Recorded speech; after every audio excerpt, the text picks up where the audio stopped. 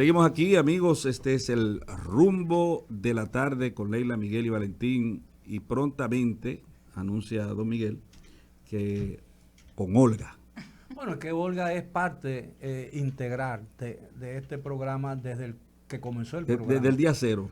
Desde el día cero. Y no solamente por los aportes que ella hace para la organización y la programación del programa, que lo hace singularmente bien, porque ninguno de nosotros podía sustituir ese trabajo que ella hace, pero además que sus comentarios son de mucho valor y le aumentan calidad al programa. Claro. De manera pues que este no es un programa de Leila, Valentín y Miguel, sino de Leila, Olga, Valentín y Miguel. Gracias. Para contrataciones llamen al... Ah, no, eso no.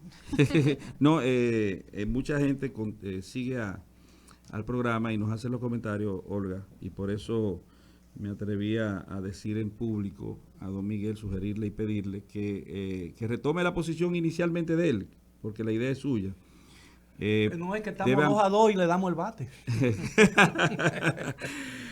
Pero dentro de las cosas que están ocurriendo en el día de hoy, el Ministerio Público está haciendo una serie de allanamientos en el país en la denominada Acción Discovery contra el crimen organizado y sobre todo lo que tiene que ver con la estafa a través del uso de tecnología que se ha llevado a efecto en contra de personas en los Estados Unidos con base en la República Dominicana, y se realizaron, dicen que cerca de 40 allanamientos.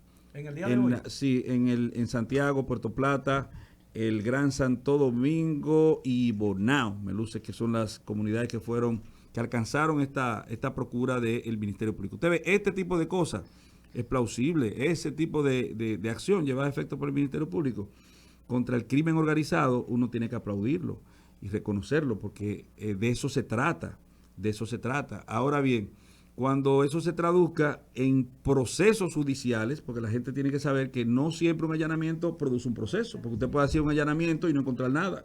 ¿Qué va a procesar? Absolutamente nada. Pero si encontraron elementos de prueba que vinculan a una persona, que lo pueden sindicar como el presunto comisor de un acto de transgresión a las disposiciones punibles de la República Dominicana, pues entonces, ¿qué usted hace con eso? Inicia un proceso. Creo que tenemos al invitado aquí. Así es, tenemos al secretario encargado de asuntos jurídicos del Partido de la Liberación Dominicana. Miembro del comité político, el señor José Dantes. Bienvenido, señor Dantes. Buenas tardes, muchas gracias por la invitación. A su orden. Bueno, ¿cuál fue la justificación del Partido de la Liberación Dominicana para retirarse de la mesa de discusión de una potencial reforma constitucional en el día de hoy? Digo, si era mesa, era mesa. No, así se le llama. Bueno, sí, es una mesa temática, de transparencia e institucionalidad, así es como le han llamado. Pero no fue transparente ni institucional, porque ustedes se alejaron de eso. No, lo que ocurre es que así es que se llama porque hay otros 13 anteproyectos de leyes que se están conociendo en esa misma mesa temática. Ahora, ¿qué es lo que ocurre? Lo que ocurre es que algo que se debe tener que una reforma de constitución es una prioridad en las presentes circunstancias de la vida del país. ¿Por qué? Porque estamos afectados por serios problemas que de una manera muy sensible afectan a este medio y a los sectores más pobres de la población. Ante esta situación, todos nos hemos dado cuenta que este gobierno ha mostrado una incapacidad para atender y dar respuestas a todos estos inconvenientes, plazas de los precios de todo tipo de productos, de la primera necesidad, el aumento de los combustibles, lo cual se traduce en un aumento de los precios de todos los otros bienes y los servicios que la población consume. El alto nivel de desempleo y los bajos sueldos de los empleos que se han recuperado. Pero no solamente eso, el incremento de la inseguridad ciudadana, por otro lado, que cada día mortifica a más familias dominicanas. Entonces, entre toda esa coyuntura, realmente nosotros creemos que este es un momento para estar cerca del pueblo y concentrarnos en trabajar para construir un futuro más promisorio para las grandes mayorías. Doctor, Me luce que en dos acontecimientos recientes en la vida, digo recientes porque yo estaba vivo, de la vida republicana, sí, yo digo reciente porque no es que fueran tan recientes, no que pasó ayer, te estoy hablando del año, por ejemplo, 94, y un poquito antes. Ya tú tenías 60 años. Más o menos, iba por el carril de la izquierda. Pero Dante Sí. iba un poquito delante de mí. No tanto. Tranquilo, hermanito, tranquilo, que no conozcamos. Mire, entonces, en ese año, 1994, estábamos en medio de una crisis en la República Dominicana y se produjo una modificación constitucional para establecer un precedente donde lo que ustedes manifiestan para retirarse de la mesa parece como, de cierta forma, una antítesis de lo ocurrido en ese año 1994. ¿No podría esto justificar la necesidad Para de nada. una... Ah, ¿por qué usted dice eso? Para nada, porque tú no puedes hacer la comparación de la crisis política nacional de ese momento del 94, que fue fruto de un fraude de las elecciones, que lo que buscaba era anular el periodo presidencial del entonces presidente Balaguer. Las fuerzas políticas se unificaron en torno a la necesidad de hacer cambios a la Constitución para garantizar la democracia. Inclusive recuérdate que el nombre de ese acuerdo fue Pacto por la Democracia. O sea, lo que estaba en juego era la democracia misma.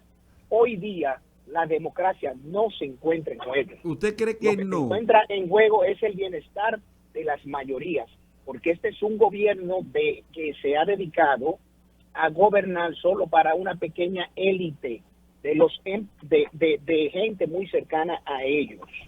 ¿Usted cree que no zozobra, no flaquea la democracia con las persecuciones que ustedes han... Perdón, escúcheme. Con las persecuciones que ustedes, algunos de ustedes, desde su poltrona partidaria, han manifiesto o han señalado o han calificado de persecución política en algunos casos o extremismo desde el punto de vista procesal en otros casos. ¿Eso no podría ser un aliciente para hacer zozobrar la democracia? No, mira, hay algo que deben tener claro. En ningún momento nuestro partido se ha referido a que hay una persecución política. Hemos dicho que se ha utilizado la justicia como arma política selectiva en ciertos casos, número uno. Y número dos, exigir el debido respeto al proceso de ley no atenta contra la democracia, todo lo contrario. Es uno de los fundamentos del Estado social y democrático de derecho, que se fundamenta en el respeto a la dignidad humana, artículo 7 de la Constitución.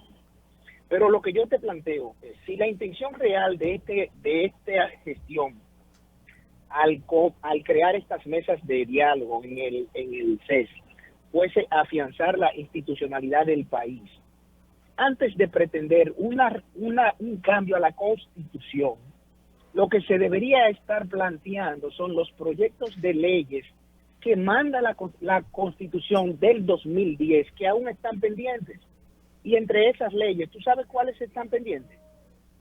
La ley para el procedimiento de la iniciativa popular, la ley que regula los procedimientos requeridos por las cámaras del Congreso para el examen de los informes de la Cámara de Cuentas, la ley de ordenamiento territorial, la ley de delimitación territorial, la ley de referéndum, la ley orgánica de la administración local para el referendo, el plebiscito y la iniciativa municipal, la ley que crea el régimen de administración y disposición de bienes incautados, entre muchas otras leyes.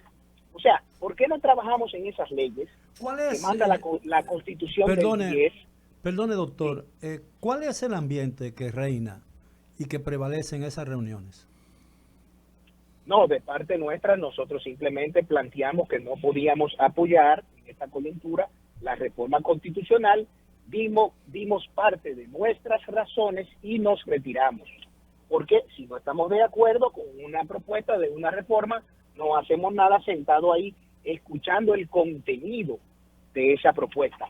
El retiro colectivo de los tres partidos mayoritarios de oposición, ¿fue de común acuerdo o fue...? No, individual. Y óiganme algo, quiero aclarar algo, si me lo permite. Para que no se crea que nuestro partido tiene reparos a que se fortalezca la independencia del Ministerio Público, queremos aclarar lo siguiente. Ese proyecto que ha presentado el gobierno, en lugar de contribuir a avanzar en el afianzamiento de la institucionalidad, más bien es un retroceso antidemocrático en múltiples ámbitos. Aparte de que está lleno de incoherencias jurídicas. ¿Por qué? Yo les voy a brevemente explicar el por qué. En el artículo 171 sobre el Ministerio Público, con el cambio que se está proponiendo, se lleva de cuajo la protección constitucional de que la mitad de los adjuntos del procurador sean de la carrera. O sea, eso es un golpe a la carrera del Ministerio Público. ¿Por qué? Porque te quita el último paso y se retrocede a la época en el que los nombramientos de esta gente lo podía hacer a la voluntad del gobernante de turno. No se explica en ninguna parte de esa propuesta por qué razón se quiere eliminar esa cuota de miembros de carrera. Pero por otro lado, se quiere remitir a la ley la organización y la composición del Consejo del Ministerio Público. Dada la importancia de ese órgano, es una materia que debe estar constitucionalmente definida, no en una ley. Pero oigan, la independencia de ese Ministerio Público que tanto se jacta este gobierno de promover, no le están planteando. Lo que están diciendo es que el procurador, que le quieren cambiar el nombre a fiscal general, lo cual para realmente nosotros eso es indiferente porque realmente se trata de algo insustancial.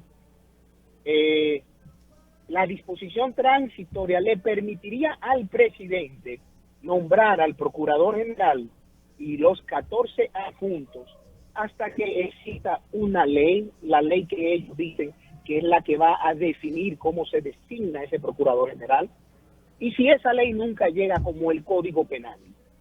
Pero aparte de, están proponiendo que ese procurador general y los adjuntos sean designados por un periodo de 6 años, o sea, por los 2 que restan en el periodo y por los próximos 4 que lleguen hasta el 2028. Entonces, eso quiere decir... ¿qué es lo que se quiere blindar? Si me ¿Qué es lo que disculpa. se quiere blindar? ¿Es el Ministerio Público o son las autoridades actuales que quieren blindar su accionar hasta el 2028? Entonces, eso es algo peligroso. La respuesta usted la tiene, pero lo que ocurre entonces sería subvertir el Estado de Derecho constitucional, porque poner una ley por encima de la Constitución en lo que tiene que ver con la forma de elección de un órgano constitucional, eso es una disparatada. No importa quién la proponga. Pero totalmente, por eso decimos que es una incoherencia, pero mucho más aún. Tal y como tú lo estás planteando, es oportuno aclarar que ese Ministerio Público es un órgano constitucional o extrapoder. Y estos órganos, a juicio del Tribunal Constitucional, gozan de una autonomía reforzada. O sea, de modo que escapan de toda línea jerárquica y se encuentran en una posición de paridad con los poderes públicos. O sea, los órganos extrapoder son creados directamente por la Constitución. ¿Qué es lo que están planteando? Que ya no sea por la Constitución, sino que se diga que el fiscal general, o como lo quieran llamar, se designará de acuerdo a lo que diga la ley. En lo que llega la ley, el presidente lo continuará nombrando y lo podrá nombrar por un periodo de 6 años. ¿Qué les parece? Doctor, usted conoce una expresión que dice el Estado c'est moi, el Estado soy yo. Sí. Eso significa... Eso significa que ahí se hará lo que esa persona que haya de ser designado quiera que se haga en términos de persecución penal y de política criminal del Estado. Ahí lo que se pretende blindar es poner unos compañeritos por un periodo largo de tiempo, que dicho sea de paso va a ocurrir exactamente como ocurrió cuando Hipólito Mejía llegó al gobierno, que encontró con una ley que le impedía sacar a Marianito Germán del Indotel. Y Marianito Germán al otro día estaba en su casa, porque el Estado c'est moi. Hipólito hizo peor. Hipólito hizo peor. Hipólito con un decreto, con una firma, sustituyó a 522 fiscales en el país entero. Y eso creó un trauma en todos los palacios de justicia de las 32 provincias. ¿Por qué? Porque al día siguiente no había un fiscal en un tribunal que pudiera trabajar. Pero es el mismo presidente de la República en su último discurso de ahora, dijo que el Ministerio Público es independiente. En sus propias palabras. Y si es independiente, ¿qué es lo que usted quiere hacer? Ya, es independiente, ya, por la voluntad suya. ¿Para qué usted quiere constitucionalizar lo que usted logró ya? Y que tiene basamenta constitucional. A ver, está hablando con Abinader, tú estás hablando con Dantes.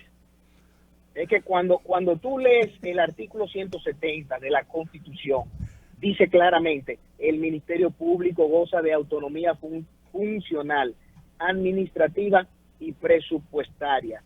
Ejerce sus funciones con respecto a los principios de legalidad, objetividad, unidad de actuaciones, etcétera, etcétera. Y el Constitucional, ahí hay uno que dice jerárquico, que aparentemente no se han leído, una sentencia del Constitucional, la 0305 de diciembre del 2014, dice claramente que los órganos extrapoder reciben directamente de la Constitución el estatus y competencias esenciales que definen su posición y que escapan de toda línea jerárquica y tutela jurídica de la autoridad rectora de la administración pública. Entonces, esto es grave, señores. Esto es una pantalla para hacer creer que van a blindar el Ministerio Público, y lo que están es blindándose ellos hasta el 2028, pero con el Constitucional están haciendo peor. ¿Ustedes saben por qué? No, ¿por qué? Dígalo. Con el Constitucional están haciendo lo siguiente. Están planteando que los 5 jueces que les toca a este Consejo de la Magistratura poner el próximo año duren 10 años en vez de los 9 que manda la Constitución. Esto no se explica. Y lo único que eso lograría, ustedes saben qué es, darle un número suficiente de jueces a bloquear cualquier sentencia hasta por lo menos... Sí, los 2 periodos constitucionales siguientes. Esa es la democracia que queremos blindar. Vamos a blindar la democracia de esa forma. El Consejo de la Magistratura, finalmente, y el Consejo de la Magistratura, porque hay mucha tela por donde cortar, pero estas son como las más graves. Y el Consejo es inaceptable que se quiera facultar al Consejo. ¿Ustedes saben para qué? Para remover a los jueces de las altas cortes. Eso va en contra de los principios de frenos y de contrafrenos, de pesos y de contrapesos. Eso es una facultad que no puede tener el mismo órgano que designa a los jueces de las altas cortes. Doctor, porque si esto se acepta, quien tenga el control del Consejo controlará las altas cortes. Controlará el país. Pero ¿por qué razón en esa discusión entonces doctor, no se discutió la segunda mayoría? Es muy extraño que en esa propuesta no se haya propuesto definir con más claridad la naturaleza de la segunda mayoría en el Consejo. Doctor, pero ustedes pudieron haberlo propuesto. Es que no. ¿Tú sabes por qué no lo hemos propuesto, Miguel? Porque es que la coyuntura general, no hay consenso ni político, ni condiciones económicas, ni condiciones sociales. Este país está cayendo a pedazos. Este país, la mayoría de la sociedad está pasando hambre. Esto es un gobierno de élite que todo lo quiere fideicomisar, que ha abandonado a las grandes mayorías, que la inflación es la 4ª más alta del continente, después de Venezuela, de Argentina, de Brasil. Entonces, pueden decir, esto es algo extenso que está pasando en todos los países. ¿Y por qué razón otros países de economías similares tienen unos dígitos los tenemos nosotros? Señor ¿Por qué Dantes. razón Dantes, discúlpame que te interrumpa, pero hay un asunto de extrema urgencia que Olga quiere decirte. No, señor Dantes, Sí. primero agradecerle por haber estado con nosotros hoy, a pesar de la situación en la que se encuentra en este momento. Lo apreciamos mucho, pero lamentablemente tenemos que hacer nuestro cambio para el final del programa y pues no hay ningún problema? agradecida infinitamente de parte del equipo por su participación. Bueno, un saludo afectuoso, Dantes. Bueno, señores, conversábamos con José Dantes. No hay tiempo para más. A ustedes invitarles a que continúen con la programación de Rumba 98.5 FM, que a continuación seguimos con la segunda etapa del Rumbo de la Tarde.